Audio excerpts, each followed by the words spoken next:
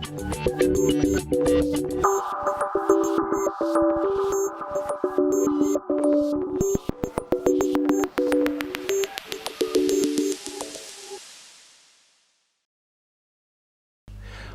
жастар, менің есімім Ғанижан Тегім Асанұлы.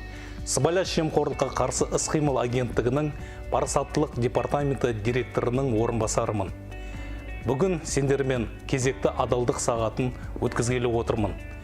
Мұндай адалдық сағаттарының басты мақсаты сендерге жақсы біліммен қатар әділдік, парасаттылық және сенім құндылықтарының маңызын түсіндіру. Ұлы Әбу Насыр Әл-Фараби бабамыз айтқандай, адамға ең бірінші білім емес тәрбие керек. Тәрбиесіз берген білім адамзаттың қас жауы. Жалпы біздің агенттікпен өскелең жас ұрпақтың тәрбиесіне адалдық пен парасаттылық қасиеттерін дәріптеуге бағытталған бірқатар жүйелі жұмыстар атқарылды. Мәселен, еліміздің 3361 мектебінде адал ұрпақ клубтары құрылған, 808 университет пен колледжде саналы ұрпақ жобалық кеңселері ашылған, 4220 білім беру ошақтарында парасаттылық мектептері жұмыс істеуде. Одан бөлек, дәл осындай адалдық сағаттары сендер үшін осыған дейін 3 рет өтті. Бұл бастамалардың барлығы еліміздің ертеңгі тірегі сендердің бойларында адалдық пен әділдік, адамгершілік және отансүйгіштік қасиеттерін дамытуға өз үлесін қосатыны сөзсіз. Ендеше, бүгінгі адалдық сағатына оралайық. Биыл ұлтымыздың ұлы перзенті, дана ойшыл Абай Құнанбайұлының 175 жылдық мерейтойы. Ол өзінің 176 өлеңі, 3 поэмасы мен 45 қара сөзін бізге өнегелі мұра ретінде қалдырды. Еңбектеріне зер салсақ, оның үнемі елдің алға жылжуына, өсіп өркендеуіне шын ниетімен тілеулес болғанын, адал еңбекті, жалпы адалдық қасиетін дәріптеген байқаймыз. Сондықтан, бүгінгі адалдық сағатымызды өз еңбектері арқылы адалдықты мұра еткен ұлы Абай атамызға арнаймыз. Жалпы, ұлы ақынның әдеби мұрасын халық жадында мәңгі сақтап қалу бізге берілген ең үлкен аманаттың бірі. Оған елбасы Нұрсұлтан Әбішұлының заманалар ауысып, дүние дидары өзгерсе де, халқымыздың Абайға көңілі айнымайды. Қайта уақыт өткен сайын, оның ұлылығының тың қырларын ашып, жаңа сырларына қаныға түседі деген орамды ойы айқын дәлел. Ал мемлекет басшысы Қасым-Жомарт Кемелұлы Абай және 21 ғасырда Қазақстан атты мақаласында Абай қазақтың әр баласын ұлт жанды азамат етіп тәрбиелеуге шақырды. Оның мұрасы парасатты патриотизмнің мектебі, елдікті қадірлеудің негізі. Сондықтан азаматтарымыздың көзі ашық болсын десек, Абайды оқудан, ақын өлеңін жаттаудан жалықпаған жөн деп, елімізді жаңғырту жолында дана Абайдың еңбектерінің ерекше орнын көрсетті.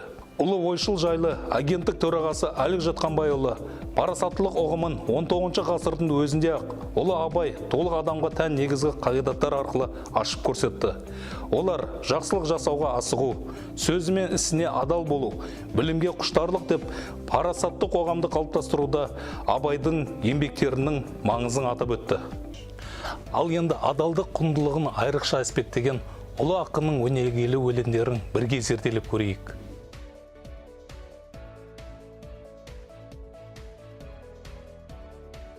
Өзінің 8 аяқ деп аталатын өлеңінде ұлы Абай: еңбек қылсаң ерінбей, тойыды қарның тіленбей, егіннің ебін, сауданың тегін, үйреніп ойлап мал ізде, адал бол, бай тап, адам бол, мал тап, қуансаң қуан сол кезде, деп адал еңбектің түбі адал ризық несібеге кенелетін оқырманға, яғни сендерге жеткізген.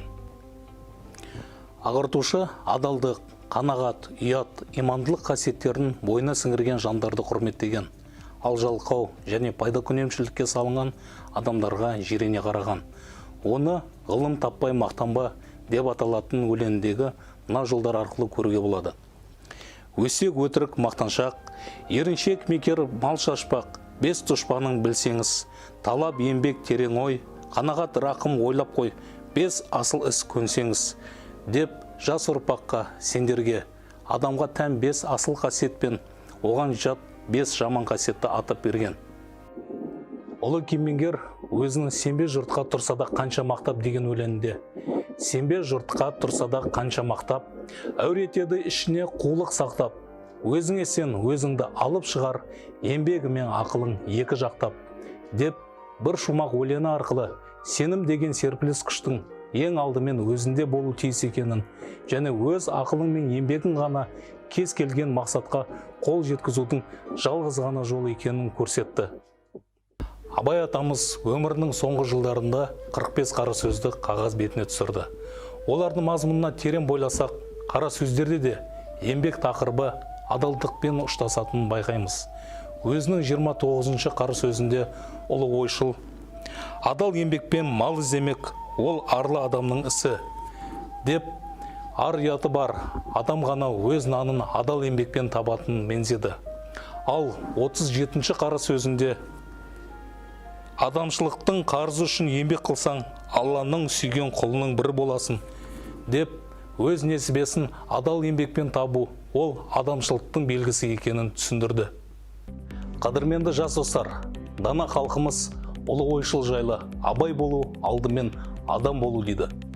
Сондықтан Абайдың әдеби еңбектерін сендерге кең көлемде дәріптеу, саналы ұрпақты тәрбиелеудің жарқын үлгісі деп білеміз. Күнделікті өмірде, үйде болсын, оқуда болсын, адал әрі әділ, ал өз-өздеріңе сенімді болыңдар. Үй жұмысын және бақылау жұмысын өздерің жасаңдар. Өзгеден көшірмеңдер. Көшірсеңдер, біріншіден, сендер ұстазды емес, ең алдымен өздеріңді, жан дүниесімен сендерді жақсы көріп, тәрбиелеп жүрген ата-аналарыңды алдайсыңдар.